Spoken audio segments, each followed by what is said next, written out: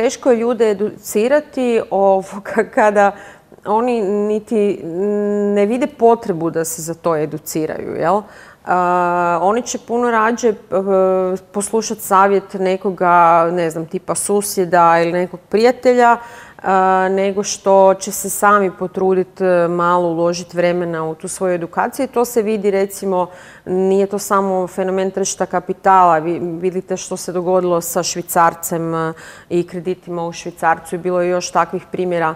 Imate i danas jako puno primjera tih pokušaja financijskih prevara, financijskih piramida i tako dalje, koje još uvijek prolaze.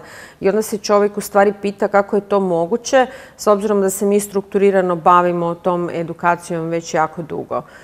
Ono što u Hrvatskoj sigurno odmaže je porezni tretman, pošto porez na nekretnine nije uveden, a nekretnine su dominantni način investiranja Hrvata, za razliku od poreza na kapitalnu dobit koji je uveden i protiv čega smo se mi jako borili, ali nismo u tome bili uspješni.